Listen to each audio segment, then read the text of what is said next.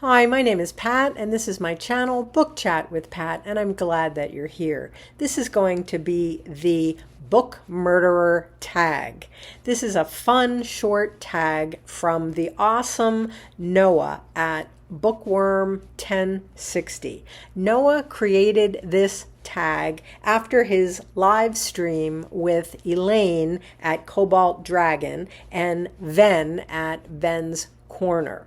I was tagged twice in this tag. I was tagged by Alan at Big Hard Books and Classics and by Elaine at Cobalt Dragon. So here we go. Number one, what are your thoughts on spine breaking? Well, I try very hard not to break the spines of books. Certainly, I try very hard not to break spines with the books that I read now. When I was teaching, that was a lot harder because I used books, year in and year out, and they had a lot of my notes in them, and spines were broken. In the books that I'm reading now, that I'm not using my books for teaching, I try very hard not to break the spine. Like, this is my copy of Something Wicked This Way Comes by Bradbury. I tried very hard not to damage the spine of this when I read this recently for some reading event or other. I think maybe in Rocket Summer I was reading this. But here's an example of a book that I read this past spring, and I've talked about a great deal, Victor Hugo's Les Miserables. And this spine, this very beautiful spine, well, it's not exactly broken. It is bent, and it's I don't know how many rereads this will take, and part of that is just the sheer size of this book. It is impossible to read a book of almost 1,400 pages without, at some point there is more weight on one side of the book than the other, and while the spine held out, it is definitely damaged. It's not nearly, as sturdy as, or in as good shape as, say, Something Wicked This Way Comes, which, you can barely tell that I read the book. So I think in this case, it's just a matter of the size of the book. Okay, number two, bookmarks or dog-earing pages. I do not ever dog-ear pages. That's something, since I was a little kid, I would not do that. And I sort of cringe when I see people dog-earing pages. While I don't exactly collect bookmarks, I wish I did. I saw in another video, I saw Greg at Another Bibliophile Reads. He's got a huge box where he collects bookmarks. Beautiful collection. I wish that I did. I do like bookmarks. I certainly have some bookmarks, but if I don't have a bookmark handy, I will use a piece of paper or a Post-it, or sometimes I use cards that I've received. I'll use those as bookmarks, but never ever dog-ear pages. Number three, page tearing or ripping. Never, certainly not ever intentionally. I would never tear a page out of a book or deliberately tear a page. However, I do have to say that books that I taught from over and over again, not only did the spines break, but pages start to come out. They start to actually fall out.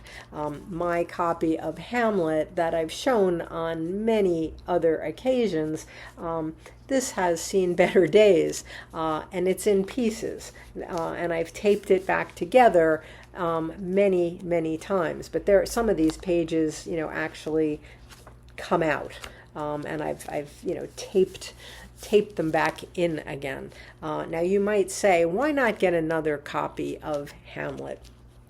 I have many other copies of Hamlet, but this is the one that has all of my notes in it from teaching the play, many, many times. And I can't part with this. It is still my go-to copy, even though I have others in much, much better condition. Okay. Number 4, writing in books. I have 2 different responses to this. Yes and no. When I was teaching, I wrote in the books that I was teaching. I've shown the Hamlet copy, but, the Things They Carried by Tim O'Brien. This is a novel that I taught in one of my senior contemporary fiction courses. So here's an example, of where I would, write in the book. And I hope I'm not giving anybody a heart attack by showing this.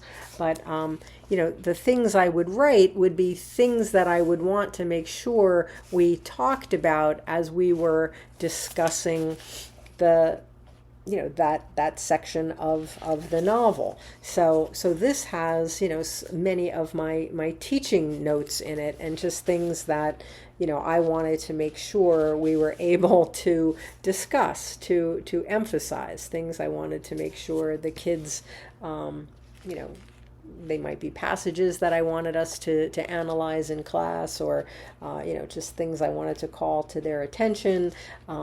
So when I was teaching, any copy that I was using for teaching is going to have my notes in it.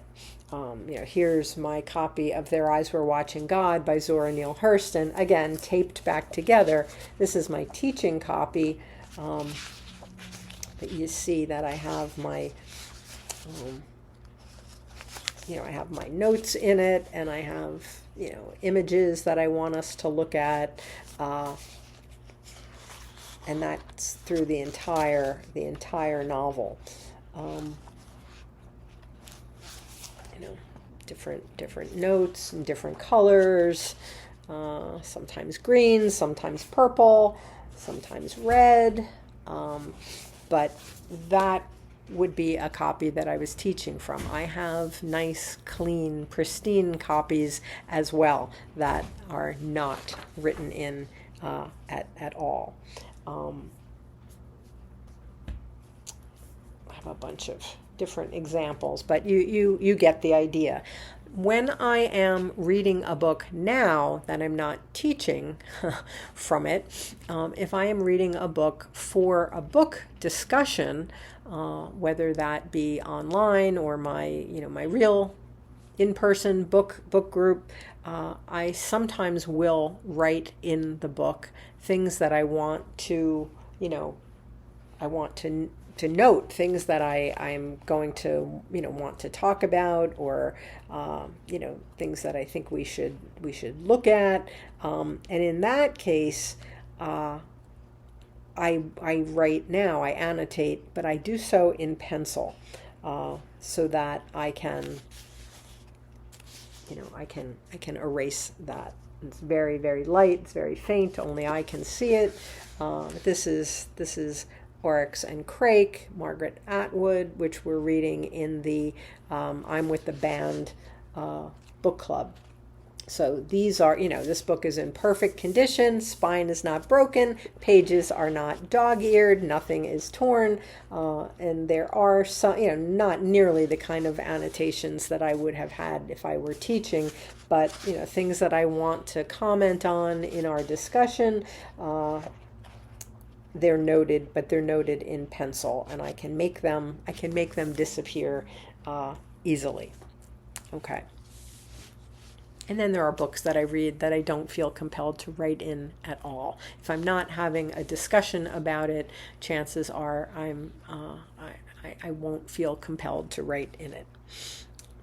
Number 5, ripping covers and book binding. I didn't really understand this question, but then I saw Greg talked about how when he worked in the book selling industry, they would have to tear the covers off books that didn't sell.